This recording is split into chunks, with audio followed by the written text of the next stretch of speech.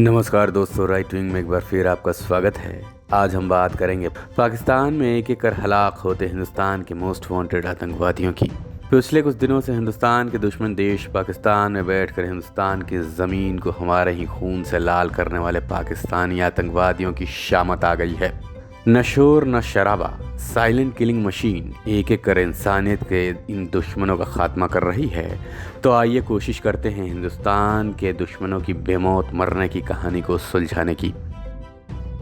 आसमान से फरिश्ते आ रहे हैं जिहाद के बाद जन्नत जाने वालों को 72 हूरों का दीदार कराने के लिए। जन्नत में जिहादियों की खिदमतगारी के लिए खड़ी 72 हूरों पर काम का प्रेशर बहुत बढ़ गया है। इतना कि ओवर टाइम के बावजूद डिमांड पूरी नहीं हो पा रही है।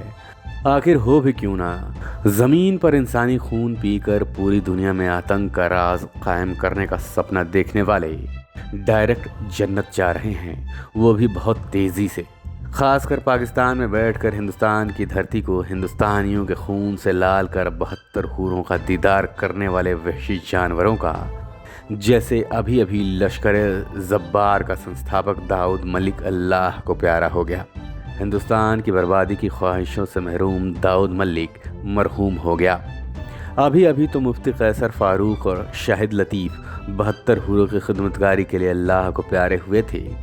हूरों पर पहले से ही काम का बहुत ज़्यादा प्रेशर था कि इसी बीच दाऊद मलिक भी ओवर टाइम करवाने के लिए पहुंच गया। ये वही दाऊद मलिक था जो पाकिस्तान के वज़ीरिस्तान में बैठकर हिंदुस्तान के ख़िलाफ़ न जाने कितने नापाक मंसूबों को अंजाम दे चुका था। बताया जा रहा है कि कबायली बुज़ुर्ग कहे जाने वाले दाऊद मलिक की अज्ञात हमलावरों ने गोली मारकर हत्या कर दी और दाऊद को हलाक करने के बाद नकाबपोश हमलावर सफलतापूर्वक मौके से भागने में कामयाब रहे। इससे चंद दिनों पहले भारत के मोस्ट वांटेड आतंकवादी और 2016 में आतंकी हमले का मास्टरमाइंड शाहिद लतीफ़ भी अज्ञात हमलावरों की कामयाब कोशिश की बदौलत अल्लाह को प्यारा हो गया था। शाहिद लतीफ़ को 11 अक्टूबर को अज्ञात हमलावरों ने सियालकोट में हलाक किया था, जबकि 1 अक्टूबर को लश्कर तैयबा का एक पूर्व सदस्य और मुंबई में हुए 26/11 हमले के मास्टरमाइंड हाफिज़ सईद के करीबी मददगार कैसर फारूक को अज्ञात हमलावरों ने ही 72 हूरों के पास पहुंचा दिया था।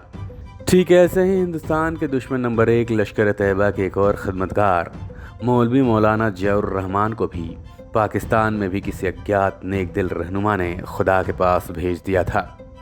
कहते हैं वक्त की एक अच्छी और एक बुरी बात यह है कि ये बदलता ज़रूर है, चाहे वक्त अच्छा चल रहा हो चाहे बुरा।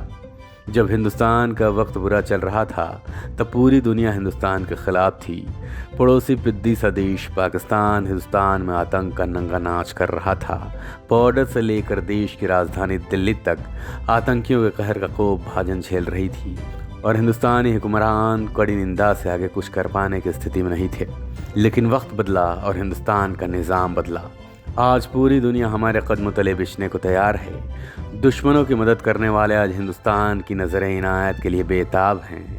हिंदुस्तान के टुकड़े करने का ख्वाब देखने वाला पाकिस्तान दाने दाने को मोहताज है और पाकिस्तान की गोद में बैठकर हिंदुस्तान में वहशत का नंगा नाच करने वाले आतंकवादी संगठनों के सरगनाओं की जान हलक में अटकी हुई है कि पता नहीं कब कोई नकाबपोश फरिश्ता हिंदुस्तान से आए और उन्हें जहन्नुम के दरवाजे तक छोड़ जाए।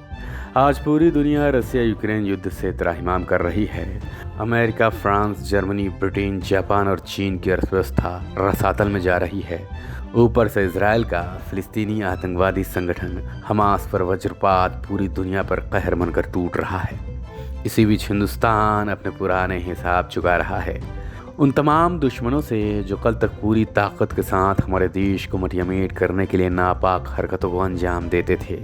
आज पूरी दुनिया के सामने गिड़गिड़ा रहे हैं और उनके सुनने वाला कोई नहीं है और कोई सुनेगा भी नहीं, क्योंकि ये हिंदुस्तान में निज़ाम बदलने का असर है।